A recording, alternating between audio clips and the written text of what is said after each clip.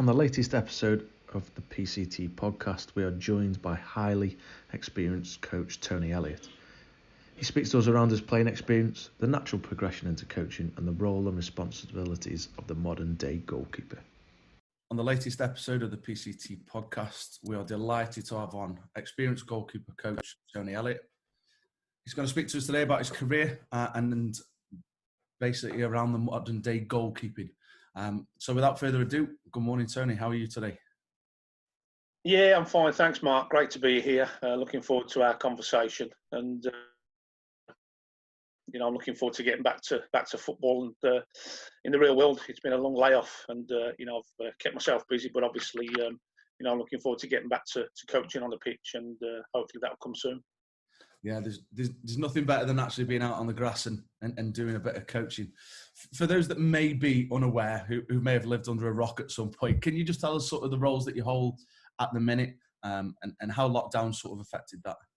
Yeah, well, I up until about a month ago, I was head of goalkeeping at Bristol City Women. Once the decision was made to obviously not complete the league, I decided to step down from that role purely and simply due to the amount of travel I was doing from my home in Birmingham.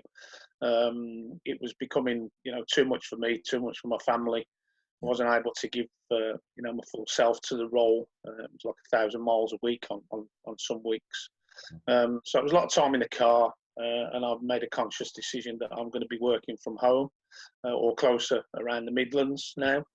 So hopefully something will come up very soon. But I'm still very involved with the FA as well. So obviously I'm lead goalkeeping coach for the England blind squad and lead goalkeeping coach for the England men's deaf 11-a-side squad. So those are the sort of roles that I'm in at the moment. And as I say, hopefully be back in at club level in some way, shape or form in the very near future. I'm in conversations with a number of organisations at the minute, and hopefully that will get itself sorted, and we'll see where we go from there. Fantastic. And obviously, before we go on to coaching that you're on at the minute, I just wanted to go through obviously your career to date, and in terms of a playing career, nearly 200 league appearances for a range of teams, Huddersfield, Cardiff. At what age did you start playing, and when did you realise you liked being a goalkeeper? Yeah, well, I think, the numbers there, I mean, I played nearly 250 competitive professional games. I think you've got to throw cup games into that equation as well. So it only shows league games, I think, on Wikipedia sites, things like that. But, so around 250 competitive professional games. I think from a very early age, my father was involved in men's football in Birmingham back in the 70s. Obviously, as a young lad, I used to go to most training sessions with him. Back in them days, it was a little bit different to what it is now. The safeguarding and things like that, health and welfare of players was a little bit different. So, kids of 7 and 8 used to join in with the grown men and get involved in practices sometimes even. It was quite strange, but compared to what it is now. But so literally I just used to go in goal, and some of the lads used to take pot shots at me, not to the point where it was of danger to me. Obviously they were sensible and careful with it, but and then obviously at school I got the opportunity one morning. The school goalkeeper was ill, and a few of my friends came and knocked the door. We used to live my house backed onto the school where I used to go, and the game was not far from kicking off, and they needed a goalkeeper. So obviously I was quite a big lad at that age, 9 or 10 years old, and they asked me to come round and play. So I went in, had a decent game, and unfortunately for the other goalkeeper, who didn't get back into the team, so they kept me in. And that was it. From then on, obviously I was a goalkeeper, and I guess in terms of my pathway, the rest is history. I got picked up by Birmingham City amongst other teams. I was scouted by a lot of different clubs, but chose to sign for Birmingham City as a schoolboy, turning down the likes of Aston Villa and Manchester United and one or two others, and signed for Birmingham. So that was it really. And then obviously there's a list of clubs that I played for as professional. During that sort of playing career, did you feel any extra pressure during your games at all, or was it just business as normal as a kid? I think, yeah, you do. You feel pressure. And I think as a youngster, obviously I represented England at schoolboy and youth level and played in some unbelievable games in front of huge crowds. I played at Wembley 3 times, and that was a massive honour to play internationally for my country. And in those games there was 60, 70,000 in the 2 schoolboy internationals, and then when I played for England youth at Wembley before the Charity Shield in 1985, there was, I think, 95,000 people there for the Everton Man United game. So yeah, I mean, in those days, you played for the love of it, and I guess you were nervous, but you didn't feel pressured because it was developmental. So there was no real nothing no real consequence to the result. It was just there representing the country, enjoying it. So the pressure was just to play well, I guess. But as a professional, it's a complete change because it's a business, and it's your job, and you've got to perform well. Otherwise, you don't get contracts.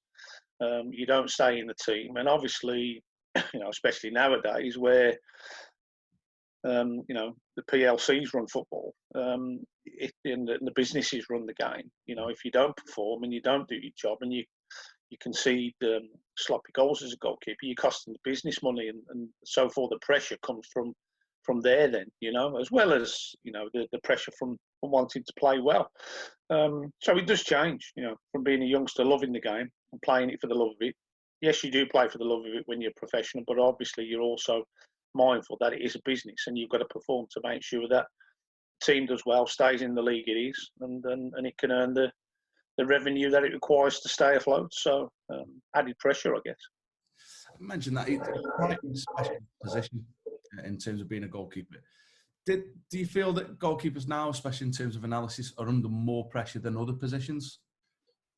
Yeah, of course they are. I mean, everything nowadays is scrutinised. I guess I have to be careful what I say because, with social media and things now, whatever you say, I guess somewhere you're going to upset somebody, and it gets to the point where I think sometimes you are a little bit worried and afraid of having an opinion because people can take it in the wrong context. They can take it in the wrong way.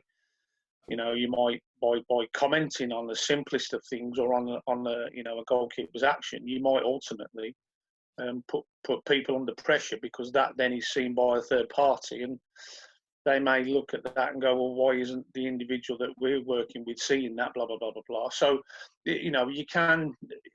everything's scrutinised. So there is added pressure from that.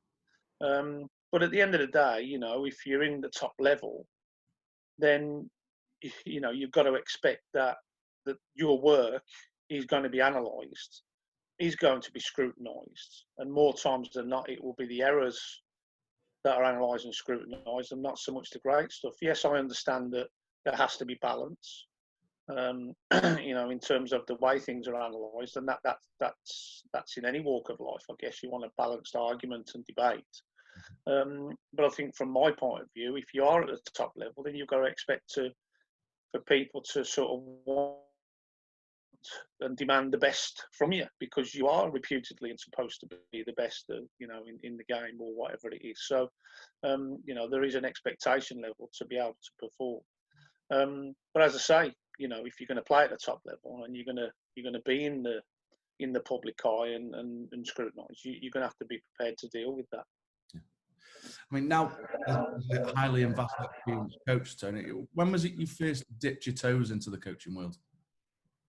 Quite early, I think. I found a liking for coaching. So, I was very lucky as a young player, young pro, to work with some fantastic coaches. And you kind of get a an idea of what it's like and what it takes to be a top level coach, and you feed off that, and I think you would be naive and silly not to. So working around people that I did, it sort of gave me a little bit of a bug. So I think literally, whenever I got the chance and whenever I was offered the opportunity, people, because I was playing professionally, people would ask me to drop in and do the odd coaching session. And then, generally the clubs I was involved in, I would then try and sort of spend a little bit of time, downtime that I had, working with the youngsters of those clubs, and going and doing the odd session at their centres of excellence or academies or wherever it was I was, going to be involved with, and obviously local clubs as well. I think really as well, it was just trying to give a little bit of something back. So I think I always had a plan in my mind that if I wasn't going to play the game at some point for some reason, that I would go into coaching, because if you can't play, coaching's the next best thing. So I think for me, it was just a natural continuum that, when I did unfortunately retire from playing at 30, that I went straight into coaching. And as I say, 20 years later, the rest is history, Yeah. Something I like to ask our coaches who've had a playing career as well. Was there ever a moment when you were playing and dipping your toes into the coaching world, it changed the way you looked at the game and the way that you played it? I think obviously as a goalkeeper, you get a fantastic view of the game. You get that 180 view of the game, because you are sort of at the back and sort of everything's in front of you. You don't play like a midfield player, and you're playing a 360 world. You're playing a 180 world. So you get a great view of the game from there. Obviously, as a coach, you tend to spend more of it from the sideline, but and from sort of central areas of the pitch. But as a goalkeeper, you can't help but learn and see, how the game ebbs and flows and changes, and tactically recognising, and understanding the strategies and things. But I think, obviously as a goalkeeper, the back pass rule, when that changed, that was a massive game changer for football and for goalkeepers in particular. We literally had to become players with gloves on overnight, and it took, a number of years for the goalkeeping fraternity to sort of get used to that. And I think it was a change that was needed. And I think it did change for the better. But it has now changed the way that we develop our goalkeepers, most definitely, in terms of, tactically, technically, and across the elements of development, I call them, and I've mentioned two there, and psychologically, physically and socially, we have to now develop our goalkeepers much more holistically than we ever have done, because there's so much more involved in the game, but it's not one particular element that affects the goalkeeper in any one given moment. We have to look at so many different things, and that's hugely important for coaching now. So I think the back pass rule was the game changer. Obviously, they've affected the offside rules now, and I think a lot are still trying to learn how they work, and again, that changes the dynamic for the goalkeeper. So compared to what used to be, you're either offside or you're not. And now there's so many grey areas that it does change the way that we work and think about developing our keepers. So those for me would be the pivotal moments. But obviously when I played, it was the back pass rule, and that completely changed the dynamic forever. I mean, can you remember the first session you delivered as a coach? How old you were and how you felt delivering? And do you remember what age group it was? I can't remember for definite. I know I was probably still in my teens, if I'm being honest. And I think it would probably have been working with quite young goalkeepers. When I was at Hereford, I did get asked to do some work with a local club from Worcester. So I think it was probably around them times. I think I was always a confident individual. I don't think that I was a sort of introverted person. Although I come across quite calm and I don't know, I guess some people call me a big teddy bear at times, but I that's me. I've got a long fuse, I guess, in terms of my temperament. But I'm just calm. I love what I do. I enjoy what I do, but I have belief in what I do. I believe in the way I work, in my philosophies, in my methodology. And I truly believe that I could drop in on any kind of group of individuals and deliver a session. As long as I've got a little bit of time to sort of prepare and get ready for that, and deliver it, in the right way, in the right manner. So I don't think I would have gone in with trepidation and fear. It would have been obviously nervous, but looking to enjoy it and just to deliver the message in my way. And that's the way I still work now. I haven't changed, and for me, that's where the experience started, and it's kicked on from there ever since. Being a coach now, looking back as a young player and as a pro, did you ever take place on the importance of what the coaches were saying, or was it a case of turning up, getting through the session, and match day being the business end? Yeah, of course. For your preparation and for being ready to go and face the next opponent, you obviously listen and tuned into what the coaches were saying. That goes without saying, of course. You have to, because that's your job as a player. But I think you take the important chunks, and that's what I would have zoned in on and hooked onto. I think as you get older and more experienced, you'll understand what are the most important parts of those bits of information that you need to take on board. And obviously you become more self-aware, and you understand more what your role and requirements are, depending on or roles and requirements are from the coach and of the team, relevant to your position. So you tend to sort of have more of a self-awareness around that. But yeah, I think I've worked with so many different coaches over the years, all kinds of different styles and methods and ways of connecting with people and building relationships. And everyone was different, and some were great, some were not so great. And I think as a coach, all I've done over the years is learn to absorb the great bits, the good bits from coaches, and maybe just deflect the not so good bits, or the bits of the parts of them that won't sit and fit with me, and I kind of deflect those. So, but you also remember them. You don't forget them. You store them. It's like your hard drive on your computer. You've got files for everything, and that's what I tend to do with information and detail. And I'll also note things down. I don't keep a stringent diary or anything. And people often ask me about session plans and have you got a massive catalogue? And I do write my session plans up more times than not, daily. But it's not necessarily that I keep them all in a huge file. If I'd have done that, I'd have probably no room in the house, if I'm being honest. I'll be stockpiled with sheets of paper everywhere.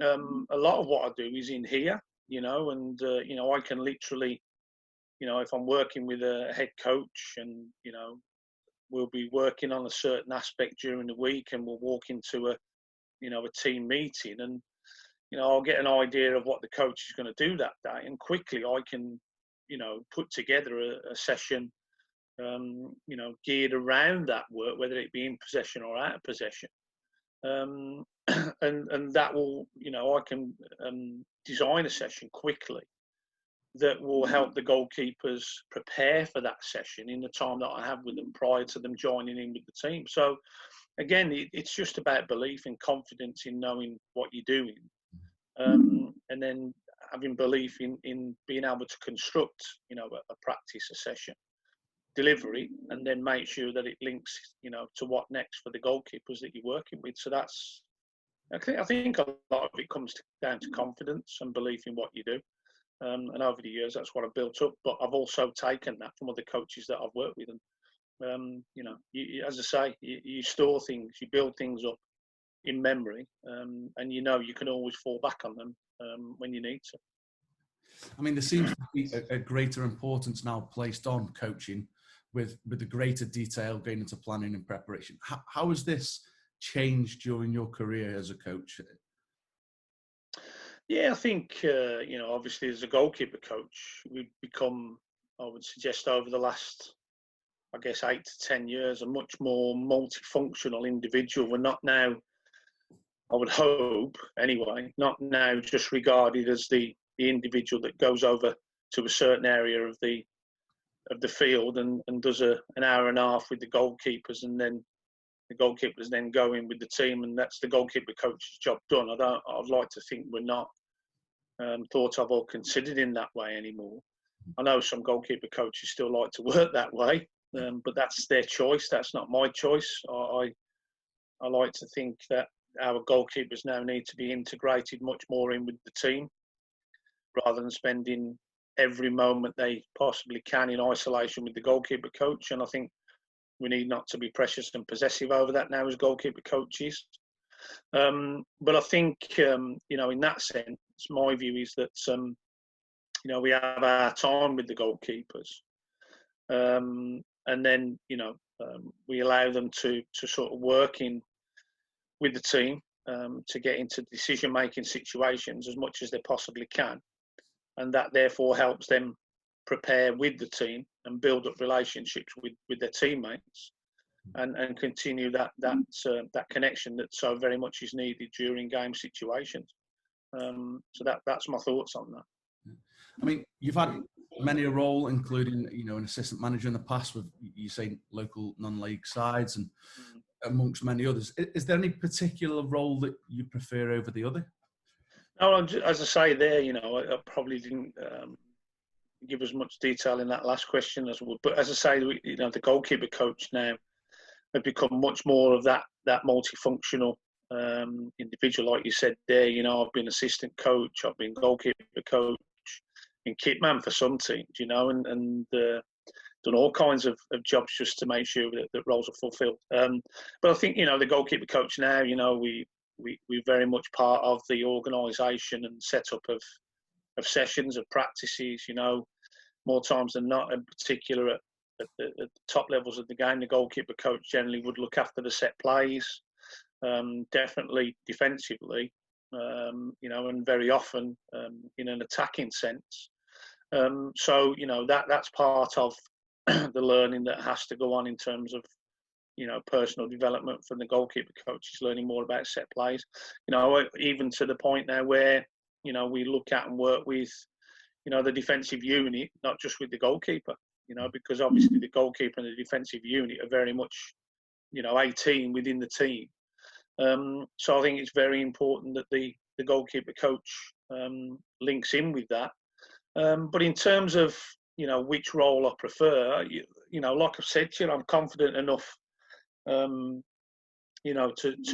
have a go at being the goalkeeper coach alone, being the assistant coach if needed. I did that with the England cerebral palsy squad. We went to Rio in 2016 for the Paralympics, and I was assistant coach and goalkeeper coach to Keith Webb, and we built a very successful working relationship on that basis, and Keith had ultimate trust in myself to sort of work with him, back him, and we took the team to great heights, and that was a very successful relationship. So as I say, for me now, goalkeeper coach, yes, but I now consider myself to be a football coach that specialises in goalkeeping. And I think the terminology we use now might need to change as we move forward with the goalkeeper coach. It's we are specialists in what we do, but also we are multifunctional now, and we have to be considered that. Yeah, it's a great point, and something maybe I need to change in my outset there with you saying there you're not just the goalkeeper coach, you are a football coach. And you mentioned there something I'd like to speak about, the experience in Rio 2016. Did you ever think, as a young boy playing football in the park, that one day you'd be out in Rio representing the CP team for England? No, look, it's for me, there's no higher honour than representing your country, and I did it as a player, at youth, at schoolboy and youth level. Didn't quite get there in terms of full level, which is something that I'd have loved to have done, but didn't happen. But then to do it as a coach, not just with with one squad, but with numerous squads. You know, the England futsal squad, the England women's deaf futsal squad, you know, the England blind squad, cerebral palsy squad, now the England men's deaf squad. So, you know, 5 or 6 squads, you know, representing my country as a coach. But, you know, the pinnacle of that in terms of, you know, the disability formats of the game that I've worked in has to be the Paralympics. And in 2015, I was working with both the blind and the CP squad, and we were both squads were trying to get to Rio. Both formats of the game were Paralympic sports at that time. Only blind football is now. They've moved to CP football away from it. Unfortunately, the blind squad didn't qualify. We didn't quite get there. We got beaten in the semi-finals of the Euros, which were the qualifiers for Rio. But with the CP squad, we managed. We got into the top 8 in the World Championships, and that therefore qualified us to Rio. And from my point of view, when you look at, you know, prestige tournaments and events, you know, you've got the World Cup, which is probably the biggest sporting event in the world. You then probably got the Olympics. Some would argue the Olympics is bigger, but in a football sense, for me, obviously, I'm always going to say the World Cup.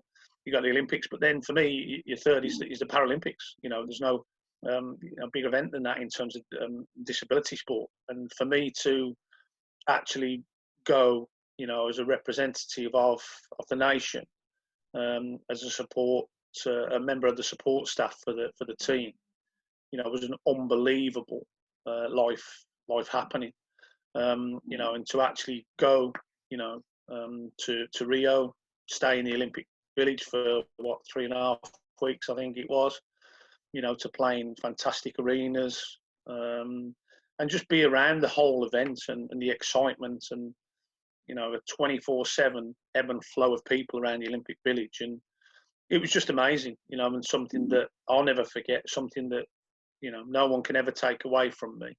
You know, and to this day, you know, every so often, you know, I'll go into the suitcase that I've got full of GB clothing and everything, and have a look and just remember, you know, the good times and the good points. But more than anything, just being there with the lads, seeing the joy on their faces as they play in games that are going to be the highest level in their lives. And you know, what a wonderful event that was to be part of, and something that I'll remember for the rest of my life, you know. I mean, you have touched on it there, which was sort of my next question, is that your experience ranges from the pro game. You mentioned the women's game, working with the Great Britain Paralympic team. Double-edged sort of question here. How have these experiences shaped your outlook as a coach through those experiences, and just how proud is it to pull on those 3 lions and represent your country? Yeah, well, I'll flip it. You know, I mean, the first one, like, there's no prouder patriot than yours truly. You know, it's got to be your drive as an athlete and as a coach to want to get to the highest levels of the game, and there's no higher level than representing your country.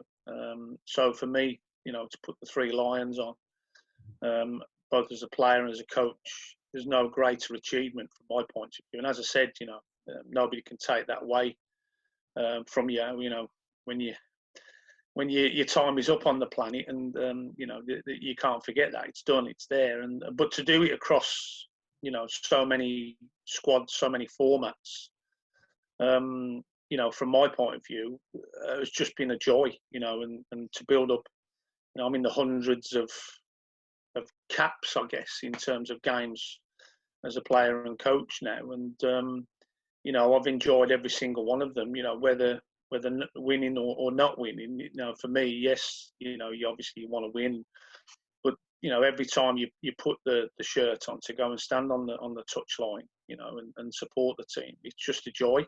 I think the big thing for me, and you know, something that I'm very proud of, is it has showed my adaptability and my diversity and capability to adapt across all the different formats. It's not easy, you know, going from 1 minute being involved in 11-a-side, next minute you're involved in futsal, you know, which is a goalkeeper and 4 players.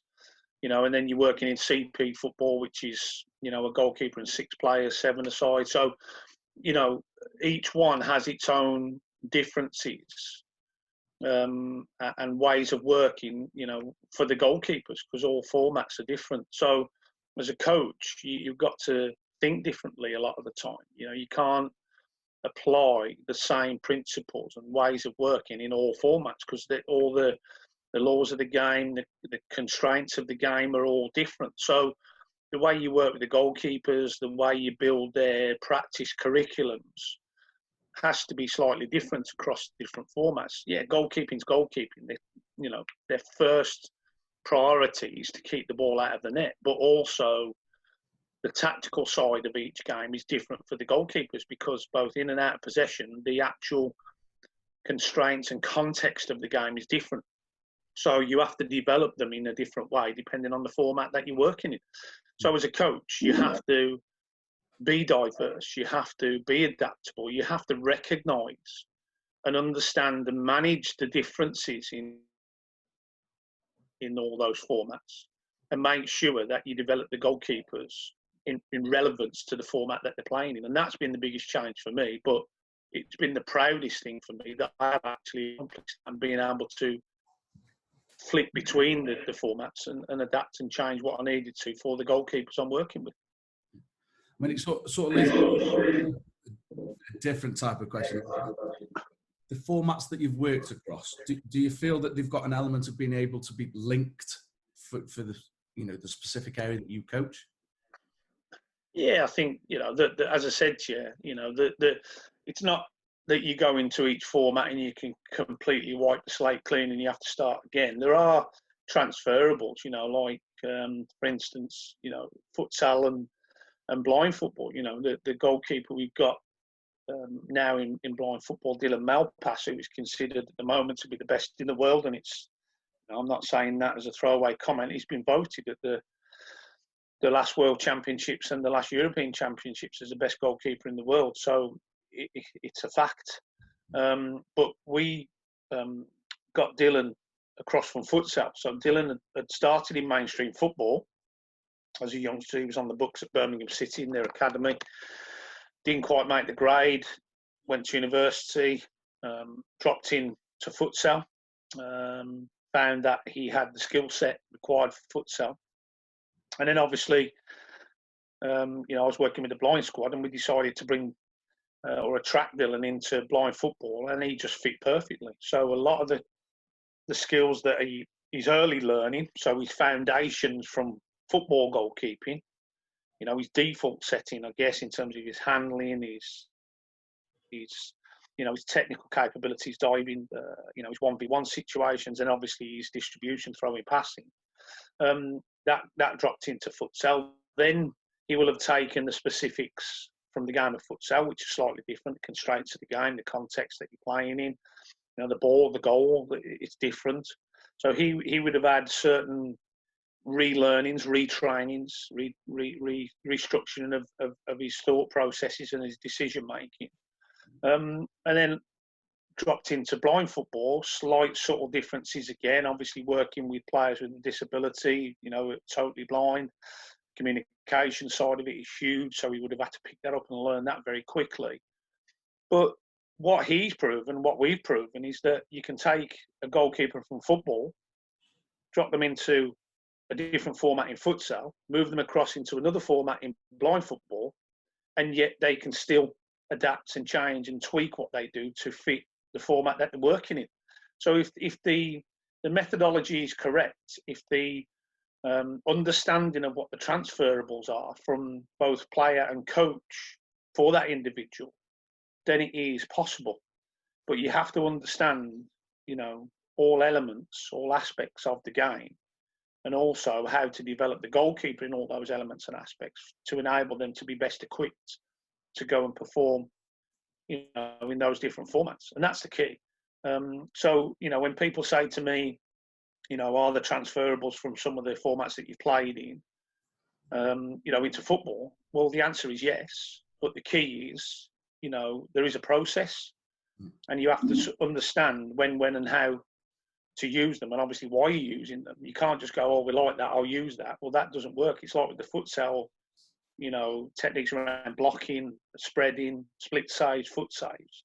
A lot of coaches see the end product, but they don't understand the process that goes in to develop the goalkeeper to get them to levels to be able to do that in the blink of an eye, or perform those actions in the blink of an eye. There is a process. So you can't just see a practice or see a goalkeeper perform an action and go, oh, yeah, we use that. Well, what's the process? Understand the process first, understand the methods needed to develop and educate the goalkeeper in those actions. And then you'll be onto a winner. And that's, for me, the best way I can explain it. And that's all I've done over the years, is immerse myself in the formats, understand what the roles and responsibilities of the goalkeepers are, recognise what's needed in terms of their practice and training curriculum and their physical development, psychological, balance and so on through that process, and then educate them in that way. And that's the processes I've worked. I mean, I've got a question that I'd like to ask before we speak to, ask questions from listeners that have sent in. But I just want to fast forward a little bit. As mentioned off air at the beginning of the call, more recently you've come away from your role of head of goalkeeper coaching with Bristol City Women. Mm-hmm. Again, just sort of a double-edged question here. What did your average week look like for people aspiring to be in that role, and how much of an impact did the travelling have? Yeah, so the role itself, you might have to remind me of the second question if I get too deep into this one. I mean, look, it was classed as a part-time role, but it felt very much like a full-time role. Again, I think the travelling had a lot to do with that, because I was, on the road a lot.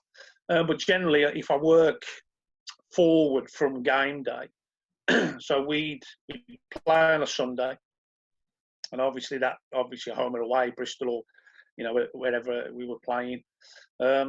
So we'd play the game, and then obviously immediately after the game, the analyst would code the game and send that to the coaches. We'd normally have that by Sunday evening. And then Mondays, generally for myself, the players would go in, the players that started would generally do recovery in the morning. I'd generally go in, do a session with the goalkeeper that didn't play or get minutes. And do kind of more of a physical session in the morning. I'd sometimes bring in a couple of the academy goalkeepers that we had to do a session. Some of the outfield players that didn't get many minutes or no minutes at all would do a session with the assistant coach at the same time. After lunch, we'd then go into analysis. We'd have a look at the game and pick up some key points. We'd discuss what we needed to, and then obviously, if there's anything goalkeeping-wise, I'd discuss that with the keepers.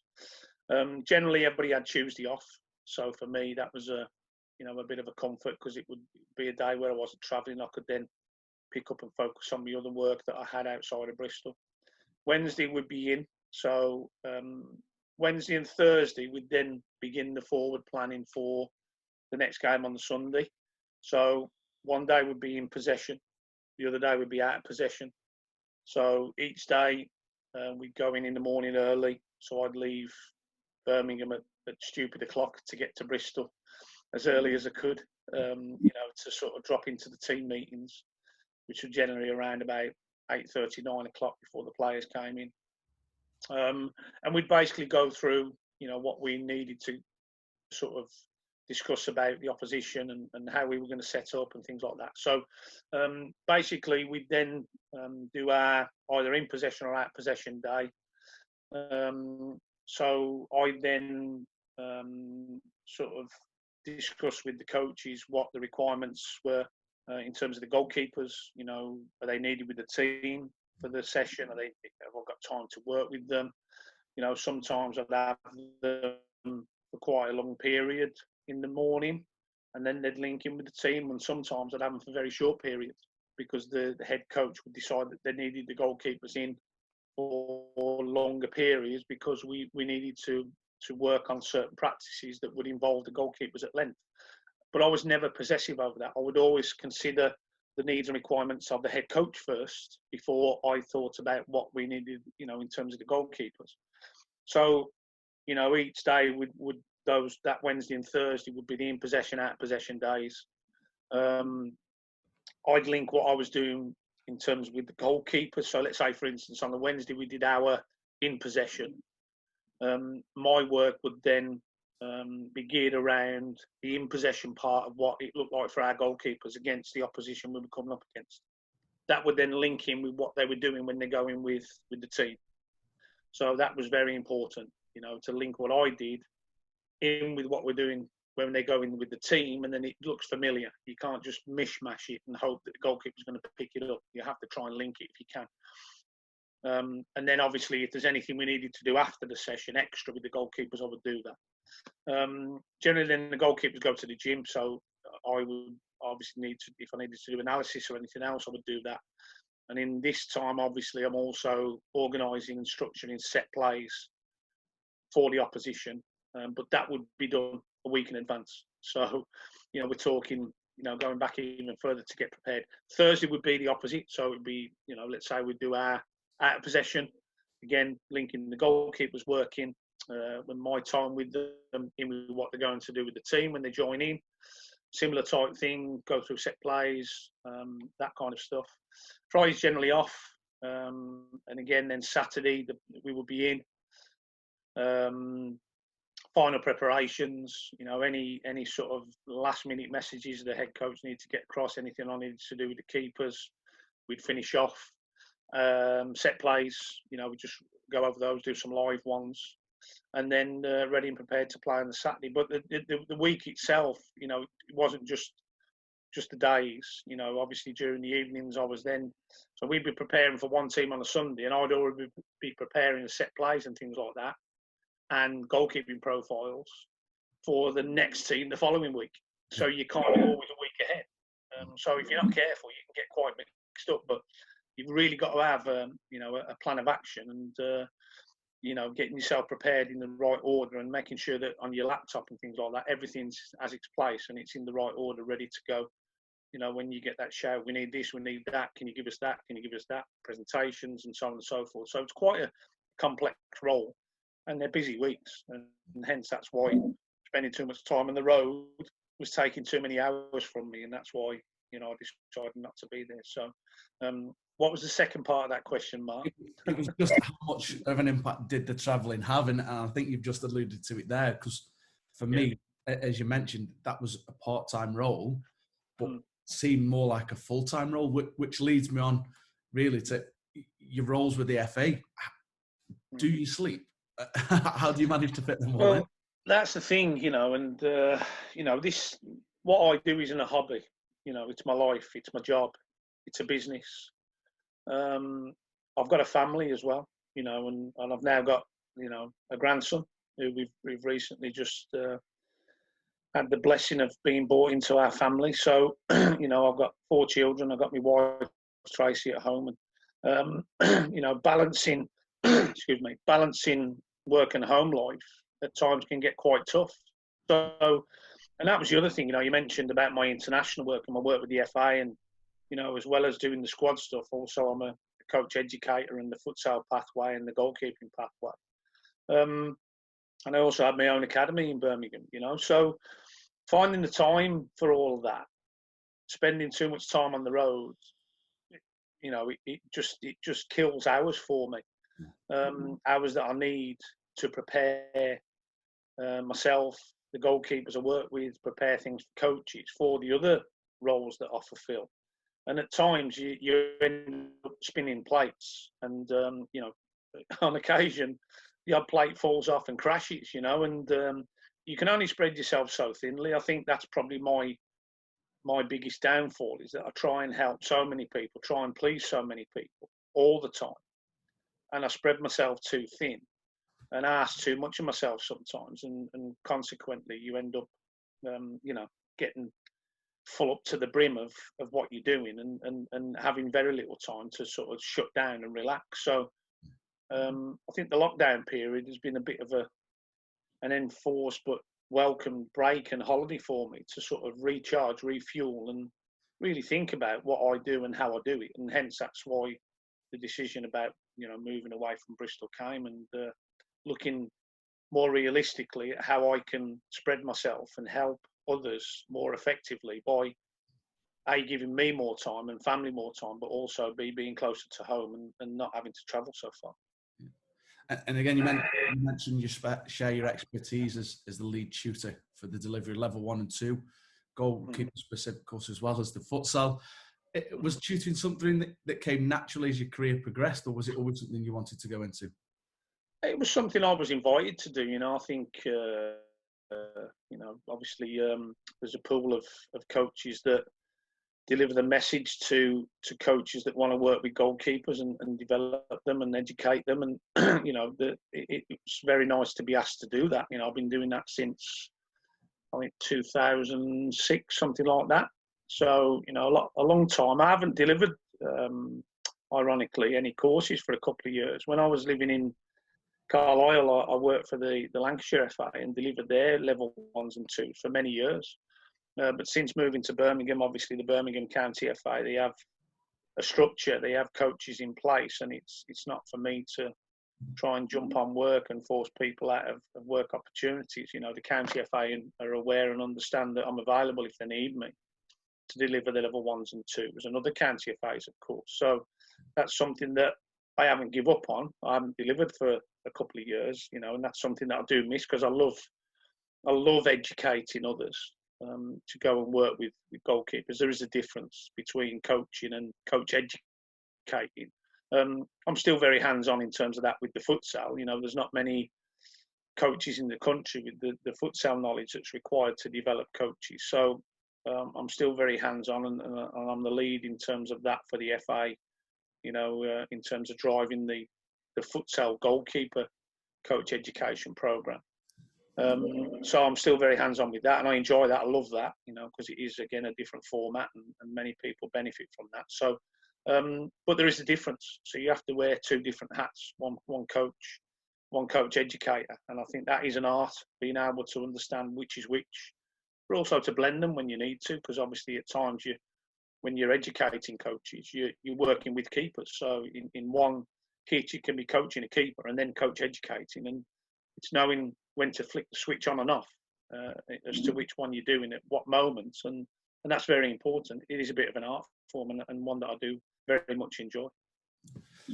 And to top it, really, whilst all that has happened over your career, you've somehow found the time to publish a book, A Modern Approach to Goalkeeping. What drove you to publish that book, and is there any more in the pipeline? No, well, it's a bit of a story. I was approached by a young author, Adam Woodidge, a few years ago now, to do a piece in a book he was releasing, The Anatomy of a Goalkeeper. And Adam and I met. We had a couple of meetings, and Adam just wanted to discuss with me, stuff about futsal, disability formats, and the differences from football, and how you're coaching them and things like that. And he put a piece in his book, and then Adam and I had a conversation, and I think the feedback he got from his book was that, the parts that I put in there were very much enjoyed by the reader, and Adam felt that there was probably a good opportunity or a need to publish one of my own. And I was a bit reluctant at the start. I'm not an egotistical individual, or feel that I need to sort of be in the public eye or anything. In terms of having a written piece out there about me, but in the end, I gave in to Adam's wishes, and we then set out on a process. It took us about 6 months, loads and loads of different meetings up around the country, a lot of travel, a lot of discussions, and literally Adam was just a sponge. I just spoke, talked to him, gave him bits of information and files and things, and he pieced it together. And thankfully, from my point of view and from the reader's point of view that we've heard from, the job he did was a fantastic job. He pieced it together brilliantly. And literally, what we wanted it to be was like a conversation between the three of us. And when I say the three of us, that's Adam, myself, and the reader. And that's the feedback we've had. It's very much like the readers in the conversation with Adam and myself. So, we talked about, how we now develop goalkeepers and work with goalkeepers, hence the name A Modern Approach to Goalkeeping, because we're looking at talking about how we develop and work with the goalkeeper in the modern game. Not the modern goalkeeper. There's a difference. It's the goalkeeper in the modern game. The modern game has developed and evolved and developed the goalkeeper that we now see. So, it is about the goalkeeper in the modern game. And, there's bits in there about myself, about my story and my upbringing and how I got into goalkeeping and coaching. But then really it's about, methodology, connection, building relationships, and all these different kind of things that go into coaching and understanding the role, and about being the right type of person to be able to be a coach, I think. And that's what we try to do. So I think sometimes the title, gives the impression that it is just about goalkeeping, but it's not. It's very much about life learnings, about relationships and building connections and methodologies and philosophies and a whole host of different things. So not just about goalkeeping, it's about coaching, it's about life, it's about people.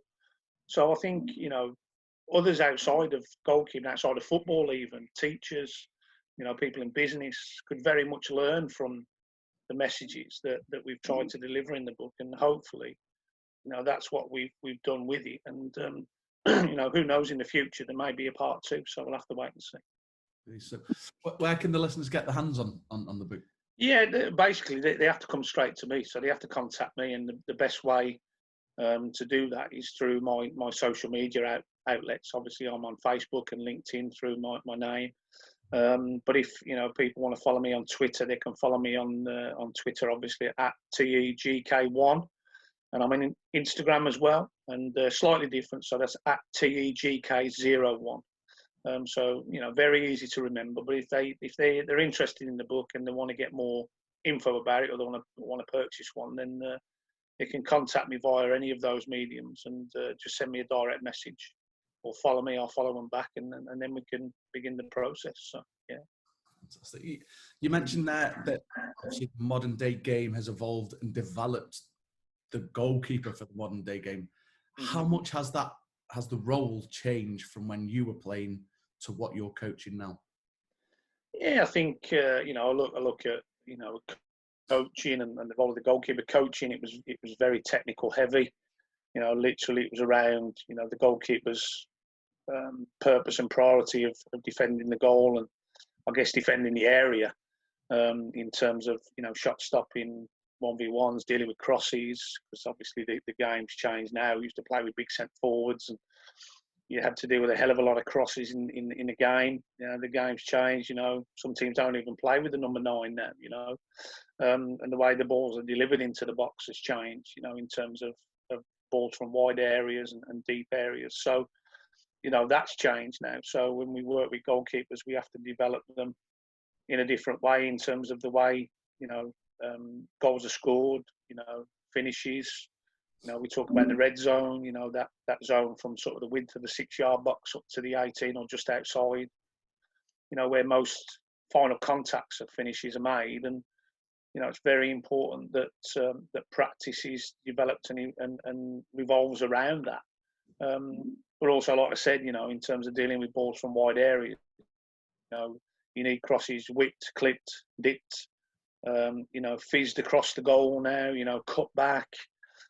So many different ways now that the ball is delivered into the area. As I said, when I played, there was a lot of balls from wide areas thrown into the box, big centre forward, centre backs, goalkeepers challenging. That it's changed now, So, the way we work and coach our goalkeepers has changed. So, and of course, the goalkeeper is very much now the 11th player. And they're very much involved in the in-possession part of the game, especially in that, obviously, that defending third, we will call it, but in that third of the field in front of the goalkeeper. They're very much involved in the build-up of play and connection between teammates to keep the ball moving.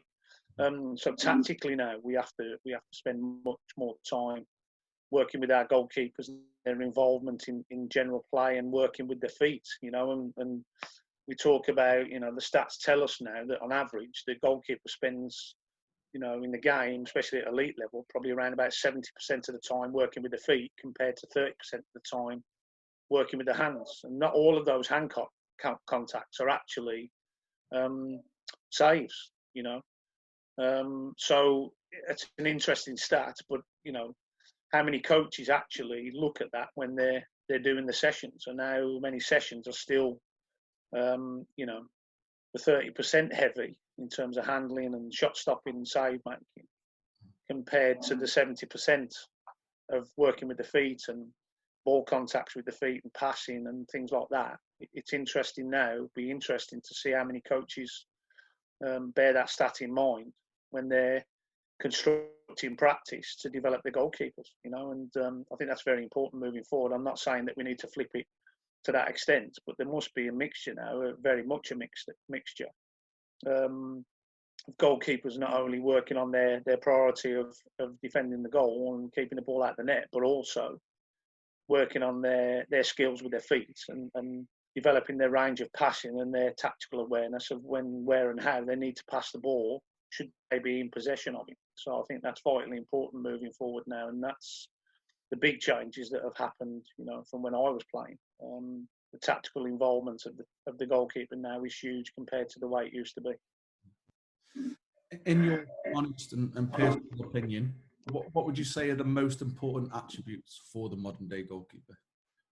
Yeah, well, I think, as I said to you, you know, they've got to be, you know, technically, you know, they've got to have great technical ability. And again, that comes from both in and out of possession. You know, so again, when we talk about the out of possession, you know, defending the goal, defending the area, defending the space. So, you know, good hands, tidy hands, you know, so a range of catching capabilities, good diving technique, you know, for a multitude of different types of save.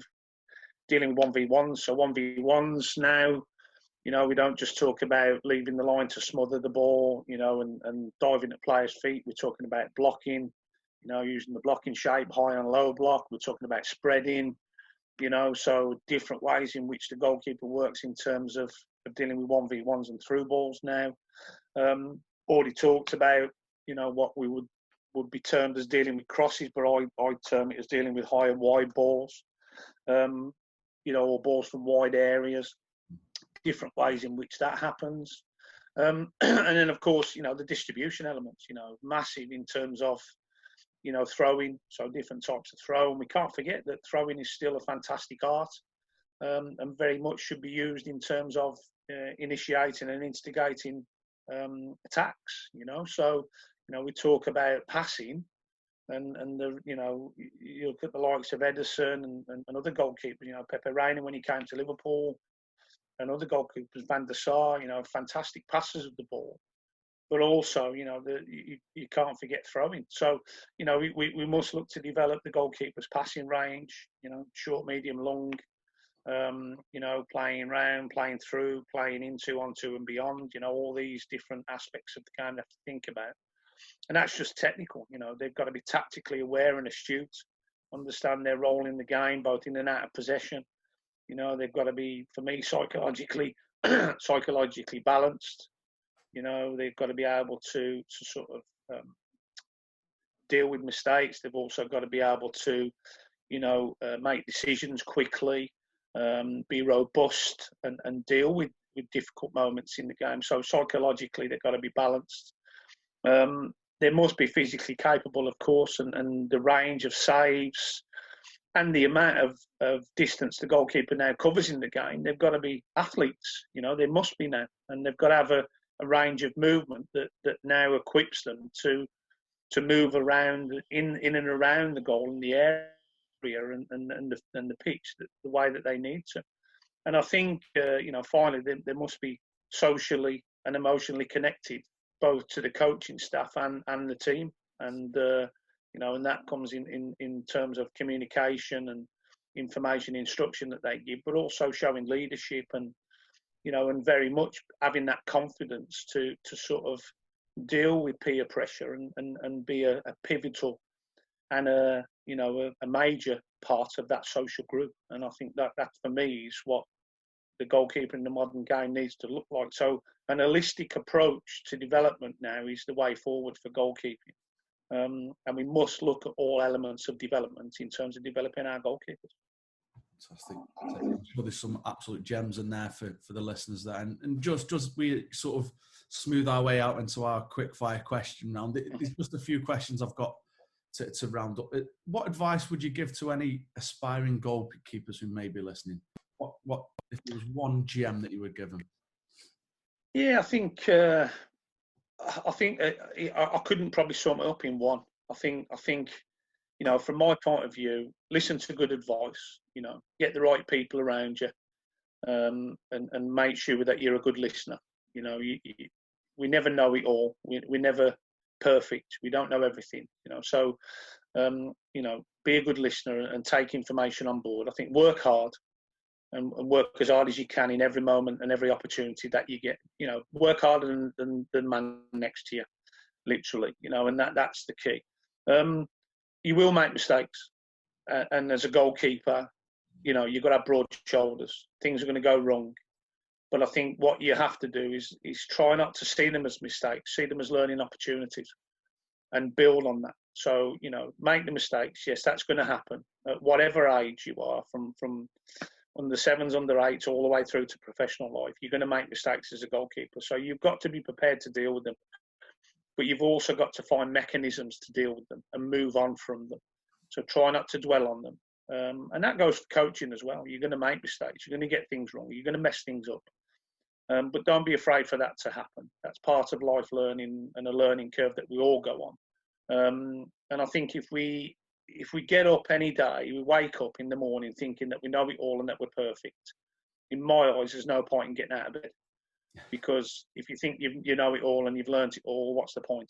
We haven't. We never will. And I think if you get up every morning with the attitude that in each given day you're going to learn something new, and for me that's the most positive, open mindset that you can start any working day with. Yeah. And on the flip side, for football coaches specialising in goalkeeping, any words of wisdom for anyone on their coaching pathway or looking to get into that specialised avenue of goalkeeping? Yeah, as I said, I've mentioned it before. Immerse yourself in the world of goalkeeping and in the game. Understand and recognise the huge role and responsibility that the goalkeeper now has in the team, for the team. Immerse yourself in that and learn as much as you can. Don't just focus on the technical side. Yes, that's a major part of developing goalkeepers, but upskill yourself in the tactical side of the game. Get to understand different philosophies of play. Look at the psychological side of the goalkeeper. Massive now, massive. For me, probably one of the biggest elements in terms of goalkeeping development. Yes, we talk about technical and tactical, but the mindset of a goalkeeper now, in terms of decision making, we talk about, people talk about mental illness and things like that. Now it happens, it goes on. We don't know in any given moment what our goalkeepers bring to a training session or to a game. And the better we can connect with those individuals, the more we understand them, the more we know about them, the more we can recognise the triggers and so on when there are either in up moments or down moments, the more equipped we are then as a coach to help and support them. And as I said to you, as a goalkeeper coach now, or somebody that's specialising in goalkeeper coaching, don't just look at the tech-tac, look at the holistic way in which you can help not only upskill yourself, but develop your goalkeepers, because that is what we are now working with, a very specialised, multifunctional, holistic individual. And that's the way we need to think about in terms of our development now. Fantastic. And as I mentioned before, we head to the questions from social media. I've picked out some of the more challenging ones, should I say, that might spark debate. I've just got one here. Is that you mentioned earlier in the conversation about how busy and how hectic your life has been with your different roles. Just how important is it for coaches to take time for themselves and just recharge your batteries? And if that doesn't happen, is there a fear or a likelihood of burnout and then a lack of quality in your delivery? Yeah, I think I have a little saying, Mark.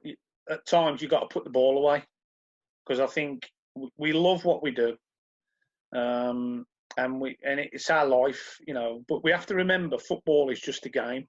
It's a sport. It's a game that should be done and played or coached for the love of it. And I think at times it can take over your life to the detriment of other things. And I know that more than anyone, you know, in terms of family, you know, in terms of spreading yourself too thinly in certain roles and certain situations. And I think as much as I'm encouraging people to upskill themselves, to immerse themselves in the football goalkeeping world, yes, do that, but also find a balance.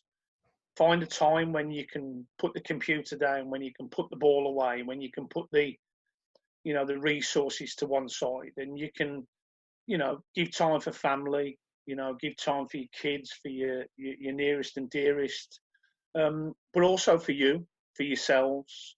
You know, I again recently took to reading again. I love to read, and I've got a huge library of books across all different you know, forms of reading, you know, from getting obviously football coaching books to biographies, you know, to you know, philosophy, psychology, self-help books, and really not because I'm in a period of desperation on it, because I look for other influences, for other things that can affect me, that can help me become a better person and a better connector with people, and a better understander of people and how everybody clicks and works in a different way. And I think take the time to do that, but also take the time to do nothing, to literally shut down, you know, to go for a walk and get some fresh air and spend a couple of hours walking. Or, you know, I've been lucky enough to, you know, have periods recently where I've just literally sat in the garden and just listened to the environment around me and just clear my head totally.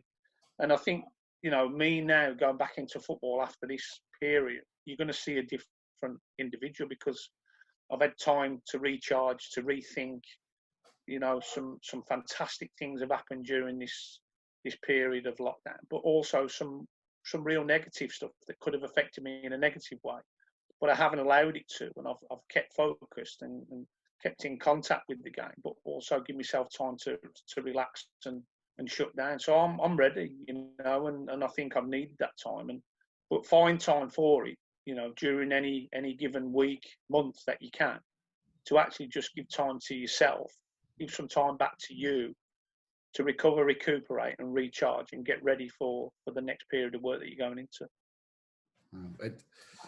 Again, I can understand what you're saying there with the spinning of the plates, and often one plate may smash. So I think that's a really important message for coaches who are immersing themselves in what is the beautiful game. I'd just like to move on to obviously some of the questions from social media. Of course. And again, I must just point out, this is obviously your personal opinion in relation to that. The first one, the first one is Sean, and he mentions, why do more and more goalkeepers appear to encourage younger keepers to push or parry the ball away, rather than the good old days of being taught to catch the ball? Yeah, it's a good question, you know, and I think you know, and this is the danger now of the game being scrutinised and looked at 24/7. You know, you could literally sit in your living room and watch football 24 hours a day if you wanted to, from somewhere in the world. And obviously, you know, at the moment it's a little bit different because there's not that much play, but you know, in normal circumstances you could literally watch it 24/7.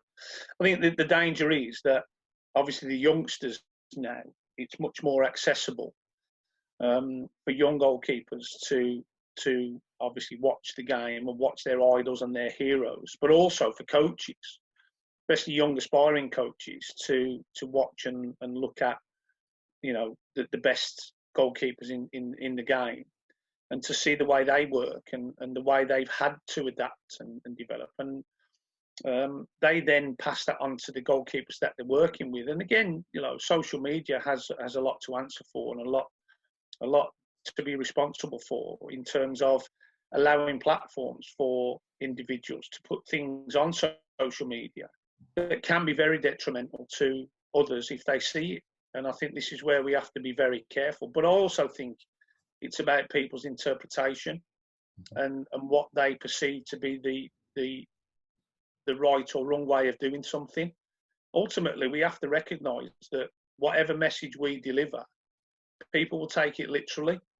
And if we're not careful, we can affect people forever. Yeah. And this is the danger. And I think the key for what you're saying is to answer that question.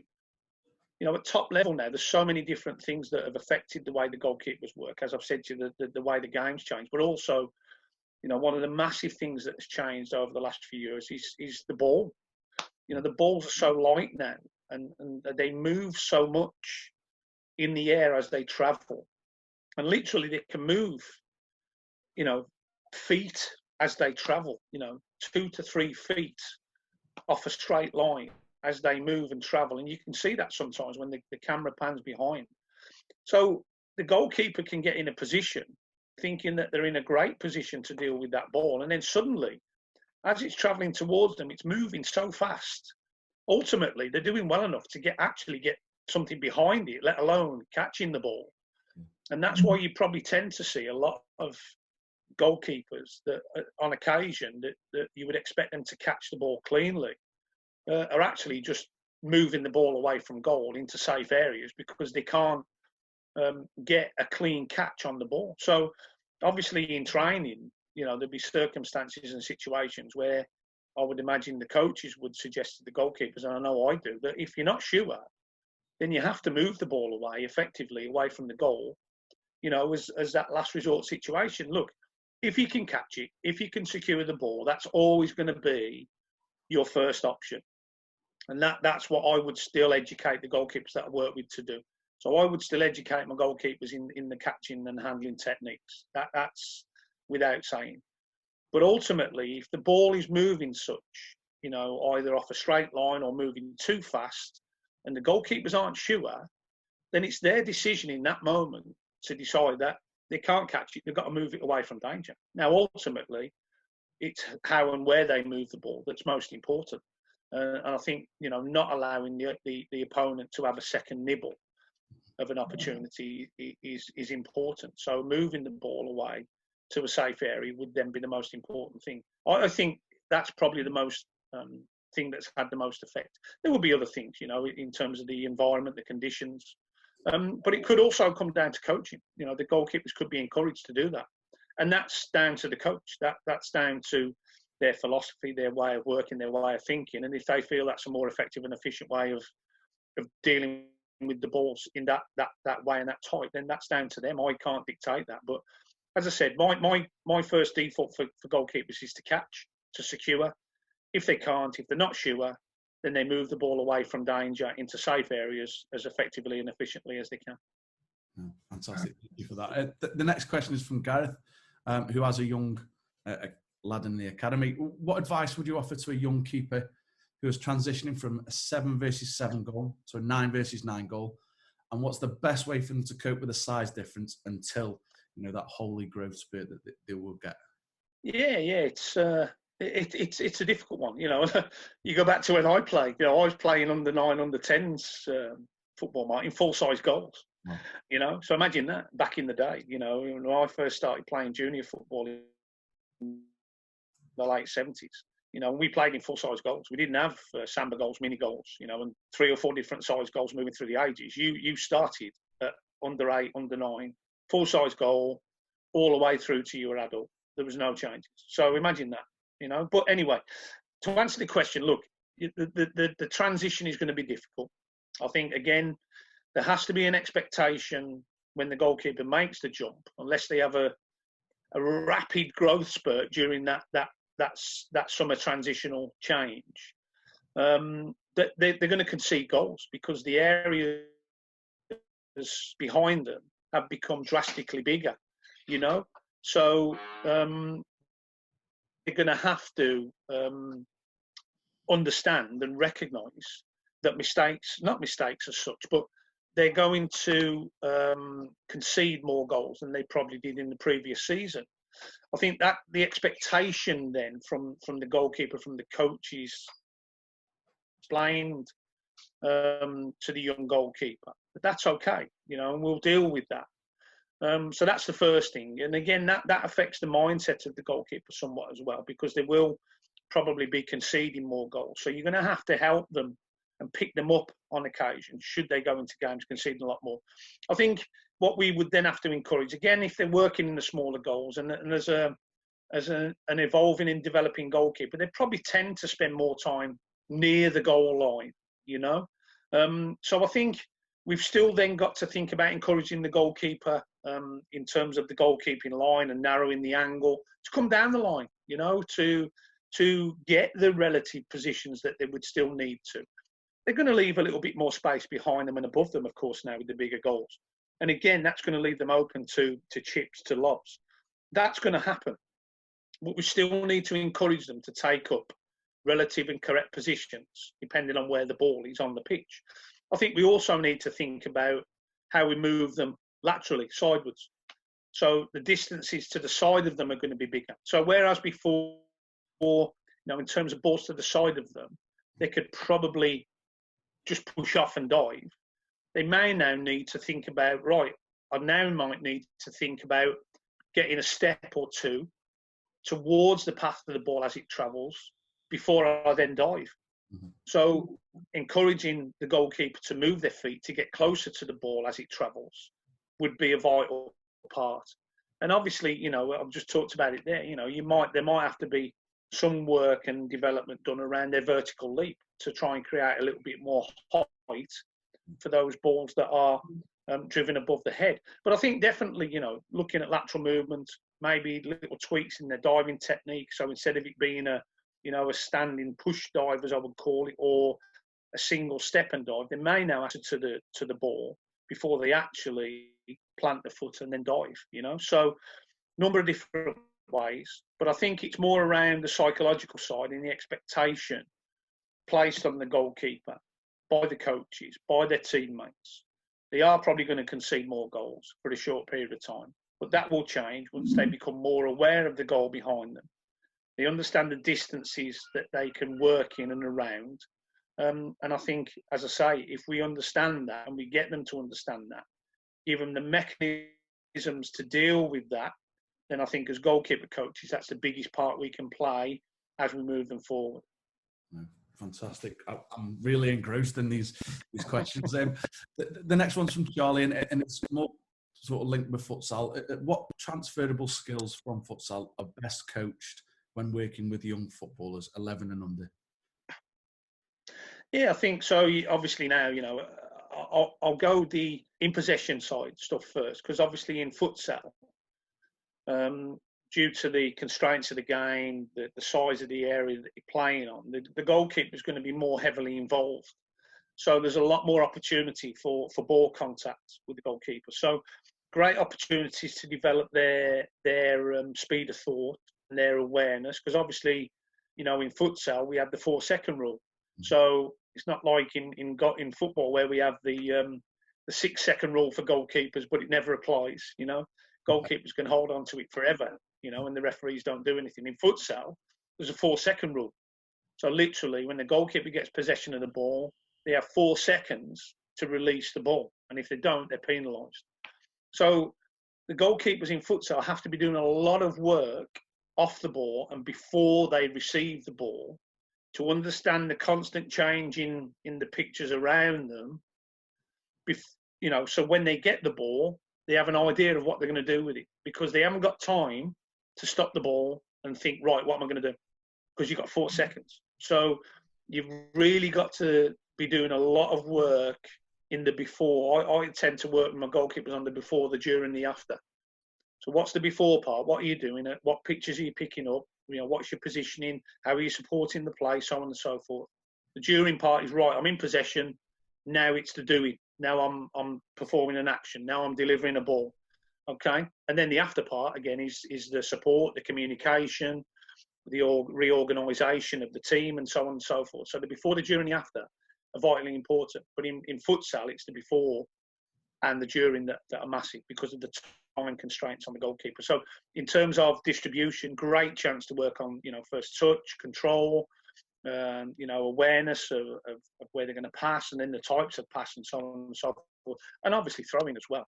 And then, with the out of possession stuff, so, I've already talked about 1v1s, blocking, spreading, that type of work is very prevalent in futsal. So the goalkeeper in futsal uses the block save a hell of a lot because of the nature and constraints in the game in terms of defending the area, or the D as we call it.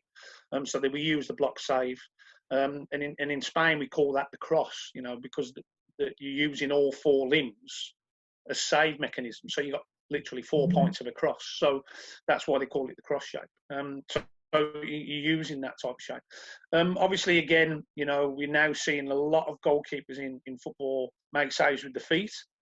Quite fashionable in the 60s and 70s. And, you will see goalkeepers have used it in the past, but now you're seeing it a hell of a lot more. And again, purely and simply because of, the speed and nature of the game, the movements of the ball. But in futsal, the goalkeeper will use their feet to make saves a lot when the ball is down the side rather than diving. And there's reasons for that. Obviously, we tend to play on hard floors, hard surfaces. So if you're diving too much, on those hard surfaces, you're going to hurt yourself. So, dropping down into a split save or using your feet to save is probably a lot less painful, but obviously it's a lot quicker and more efficient and effective way of making the save. And also, if you're playing on like wooden veneered floors and so on and so forth, if you're diving, you dive, and in your momentum, you actually slide on the floor, and it takes you a while to recover and get back up. Whereas if you drop into a split save and you use your feet to make the save, you can literally bounce back up quickly and you're back in the play. So there's a lot of reasons why the goalkeepers in futsal use that type of save, the split save or the foot save. And it's also about the speed of the ball. By the time, the ball's been fizzed at the goalkeeper quickly, quite close to them and down the side of them. If we think about trying to use a collapse save or a low diving save, it's too late. Whereas literally you can throw a foot out and get contact with the ball. And it's a more quicker and effective and efficient way of making the save rather than diving. And I think, on occasion, that's what the football goalkeeper does. It's a more effective and efficient way of saving than it is diving. And I think, as I said to you before, it's about the when, where, how and why, we're using that technique that's pivotal and key. And also, if you're using the feet in football, you must recognise that wherever you move the ball to, there might be an opportunity for an opponent to pick up the second phase and get another finish. So you must make sure that you're moving the ball to safe areas if you're using the feet, because you're not securing it. And you're not probably able to deflect or parry the ball, as precisely as you would with the hand as you can with the feet. So there is a methodology to it. And again, that's down to coaching, and understanding the processes and why you're using it. And then obviously teaching the goalkeeper when, where and how to use it. So that's my thoughts on the transferables. Fantastic, thank you. And the final question from the social media is from Chris. And his son has played in goals for the past 5 years and struggles a little bit when the ball is coming to him with pace at chest height. He's not sure how to deal with it as he gets caught in two minds. Any advice on the best way to deal with the situation? Yeah, I think it comes down to, it's something that I've noticed. And again, it's around observation. And, again, kids will look at, their role models, their heroes. And we have kind of 3 techniques that we use in goalkeeping in terms of handling. So we have the W technique, when it's head height. It's a famous term that we use in terms of handling the W shape. And we have then sort of below the chin down to waist height, we use, or we would have a technique termed the cup technique. And then obviously waist down and below, towards the feet in particular, sort of knee height and below, we use the scoop technique. Now, the cup technique is a technique that I've seen maybe a little bit going out of fashion. goalkeepers are tending to use what we would term that W technique now, a lot lower down the body. And I think that's down to their observation of goalkeepers in the modern game. I think it's down to observation of techniques that are being used by the goalkeepers, at top level. What you tend to find, and a good example is Jordan Pickford. He tends to sort of widen his stance and drop his body down lower to use that W technique, even though the ball's coming at a perceived height that we would use the cup technique.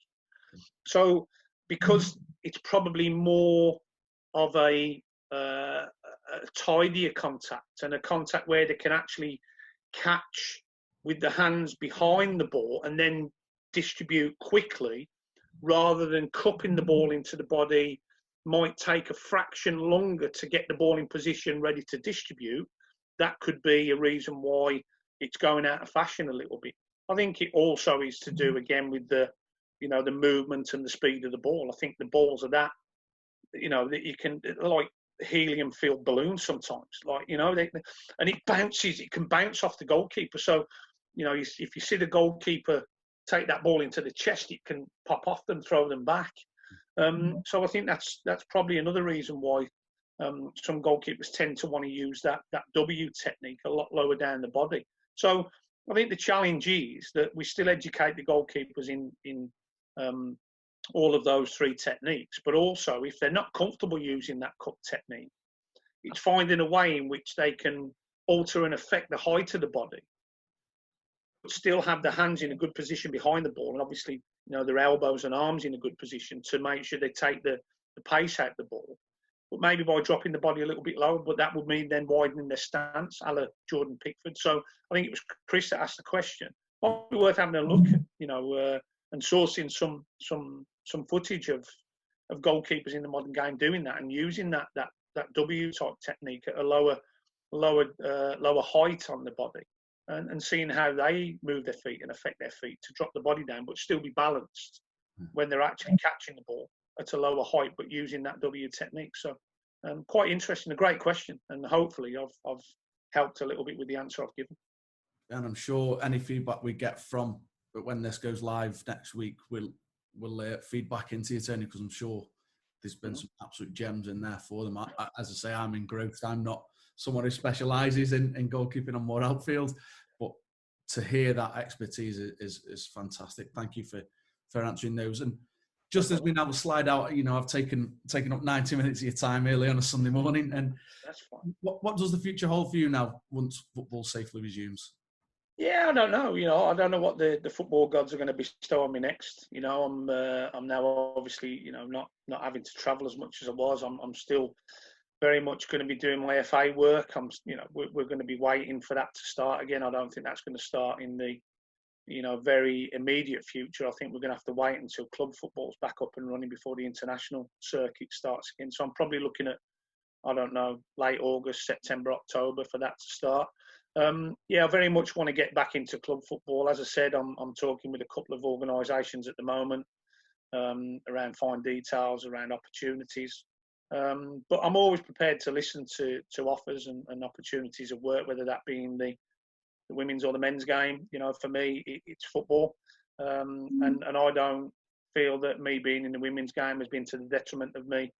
I love every minute that I've had working in the women's game. And if the next job is back in the women's game, then fantastic. I'm more than happy for that to happen. And I've worked with some brilliant coaches, some fantastic head coaches, and some wonderful goalkeepers. I've been blessed to work with some of the best in women's football most recently, and I'm more than happy to continue that. So let's wait and see. I don't know. Who knows with football what's around the corner?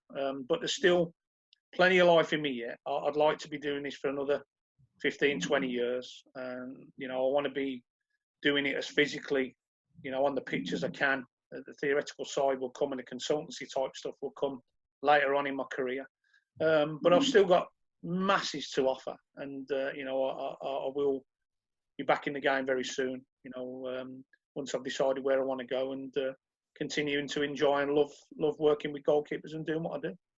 I'm sure whichever club is lucky enough to have you on board is you know, you're going to do extremely well and be fantastic at what you do. And this is the bit at PCT and on the podcast, we do like to put you on the spot a little bit. I know we do get the questions over, but this is more of a quick, I say quick fire, but the answers never seem to be quick fire. What is your best moment in football to date?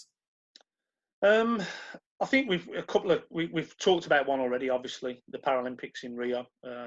That'll stay with me forever. Not just the football part, but just the event. Actually being, at one of the biggest world events in sport ever, and going to Brazil, walking into the Maracana and doing the closing ceremony, and it's just unbelievable. So that experience, the whole thing, not just the football part, that will obviously be one of the most important. I think, probably it's strange. I had a game that I played for Carlisle United, and there's a lot behind it. We won the league that year, and we played at Chesterfield on a Tuesday evening, and there was a lot on the game. We'd won the league, but Chesterfield still needed to beat us to go up, and I had some personal things going on in my life. I'm not going to talk about it here, but I went out and played and literally had the game of my life, and it's on YouTube. You can see it, and Carlisle fans still to this day talk to me about it, and ask how I performed the way I did. And I remember that I think the following day I got 10 out of 10 from the local paper for my performance. It's not an ego, I think it's just a fact. But that night was unbelievable, and it was one of those nights where, as a goalkeeper, just everything I touched, everything I did, just went perfect. I saved the penalty in the last 5 minutes, I think it was, and it was just unbelievable, and I'll never forget that night. And it was a great night. I think not so much for an honour or an achievement. I've internationals and things like that. I've done all that, and I've won medals and trophies. But I think that night, in terms of performance, managing and dealing with adversity, I said there's a lot of things going on, but being able to do that and still yet go and do the thing that I love most to the best of my ability, dealing with pressure on the pitch, off the pitch, just for me was momentous in a personal way. And for me, that night will stick with me forever, as it probably will for a lot of Carlisle United fans. So that I'll never forget that, and I guess they won't. And that was probably the biggest night for me personally in terms of football. Goosebumps off that. Best friend in football? I have a saying in football: you don't have friends, you have acquaintances, because we move so often in between teams, clubs. I built up lots of friendships. I wouldn't say I have a best mate. I have a lot of dear friends. My best mate probably is my wife. She's my wife, she's my love, she's my best mate. But in football, I have a lot of friends. I guess an individual that I'm really closely connected to is a guy called Keith Mayer, who is a dear friend of mine. We just connected a number of years ago, and Keith and I just hit it off. We're kindred souls, and we can talk to each other about anything. And he's an unbelievable person, a great coach. He's an author now in his own right, and we still talk regularly. And he's been a massive help to me, and I would consider him one of my best friends. But I also have a lot of other friends that I would consider to be dear friends. But as I say, in football, you have acquaintances, not friends as such. No. Fantastic. You can answer this as a player or as a coach perspective. Toughest opponent? Yeah. Alan Shearer. So, as centre forwards go, I don't think this country has produced any better. That's arguable and subjective, of course. There were some great centre forwards, but I think when you're actually in a game against him, and literally out of nothing, he just conjured up a goal. I played against him over 2 legs in a cup tie, and the year Blackburn won the Premier League, I was at Huddersfield. We played him in the League Cup, and I played him against him in 2 games, and just unbelievable, And as a centre forward, from my point of view, his general play, his hold up play, his range and way of scoring goals was phenomenal. And he, over the 2 legs, he scored 3 against me. So, he was probably the toughest opponent. I played against some big players, and I've enjoyed some fantastic games. But he would probably be the toughest that I've come up against. Oh, fantastic. Again, this could be answered as a coach or a player. Who's the best trainer?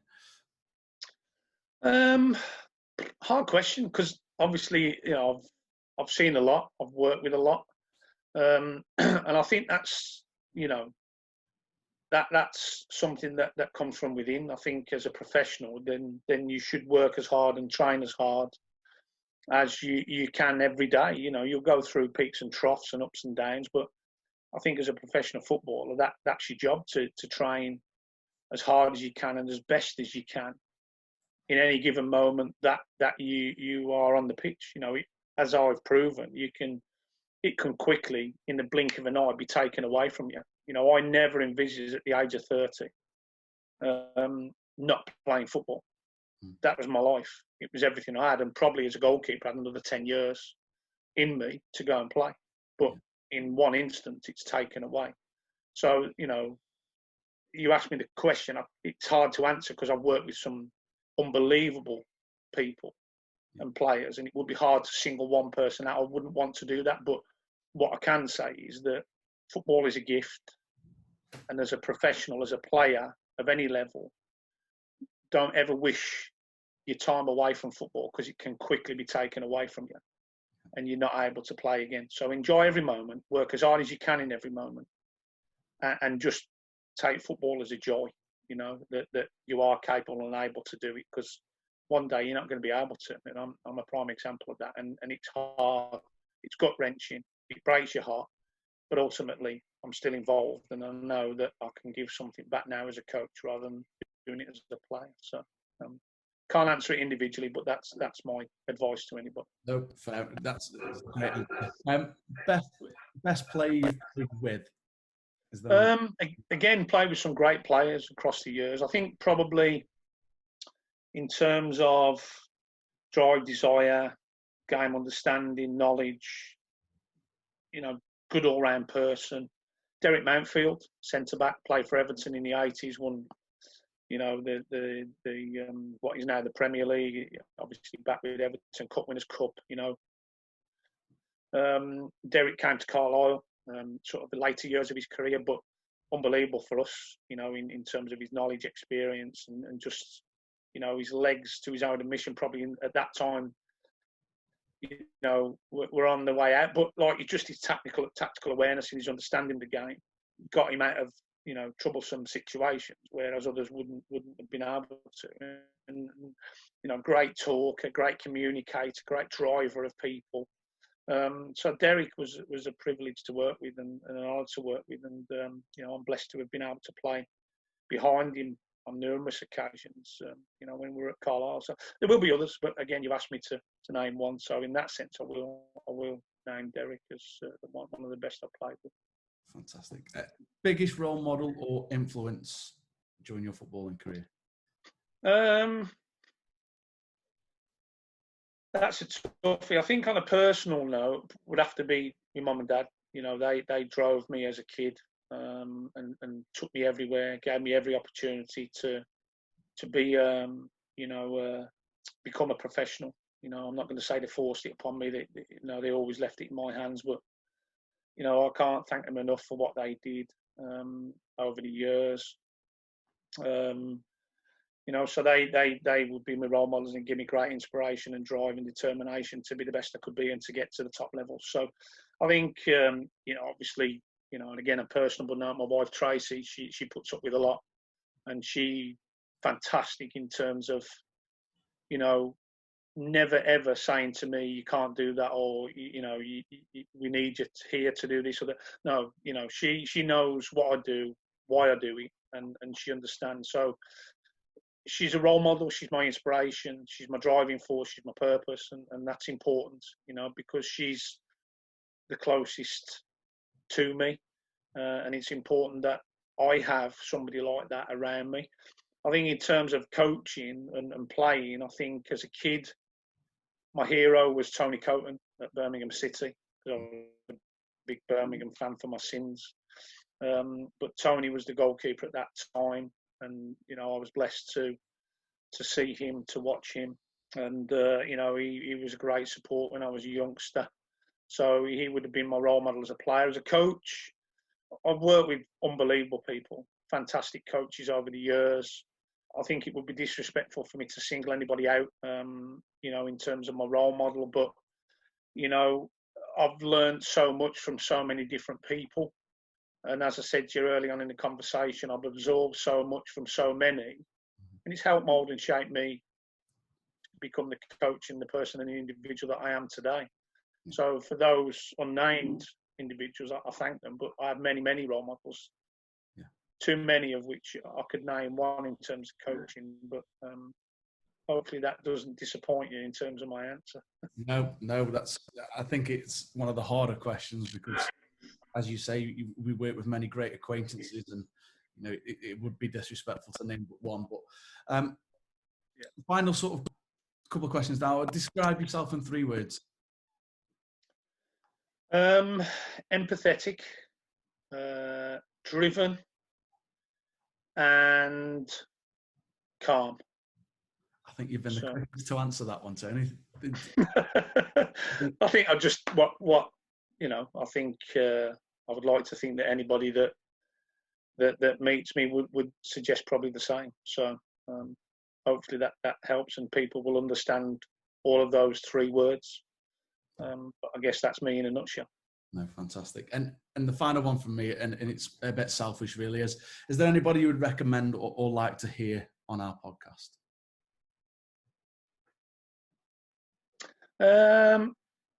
I think I've just suggested, I suggested Keith Mayer, who's a fantastic friend of mine, an unbelievable person. I think he understands the game, he understands the player.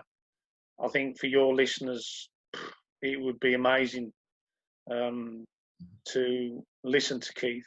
I think you'd have to probably double your time in terms of the time spent talking to him and putting out on air, because that's Keith. He's a carer and a sharer. Yeah. And, if you have 20 questions come from social media, at the end of the conversation, he'll answer all 20 for you if you want him to. Yeah. That's Keith. So I think in terms of that, I would suggest, contacting Keith and maybe trying to get him on. I guess a lot of your listeners may have heard or listened to Keith because he and his son David, they've recently launched their book, Gold Dust, and they've got a podcast now they do themselves. So I think to get Keith on would be a big coup for you. If I can play a part in that and influence that, then I'll try. He'd be one person I think your listeners would get so much value from. So if you can get Keith, get Keith. I'll be sure to drop him a message. And I know obviously he's got his own commitments with his own podcast, and obviously you mentioned that his book that's published. But Tony, I mean, look, I know we've been speaking for a couple of weeks to arrange this, and I just want to say a massive thank you early on a Sunday morning for getting up, speaking to me, and just sharing the absolute wisdom and knowledge you've got. I've enjoyed it. I've scribbled so many notes down, and I'm sure our listeners are going to really enjoy the content. So again, thank you ever so much. When football is safe to resume, I hope that, and I wish you all the success. I'm sure you don't need that from us, but I'm sure that you'll be a success in wherever you go to next. And when it does return, you'll enjoy it. And also congratulations on the birth of you mentioned your child. Yeah.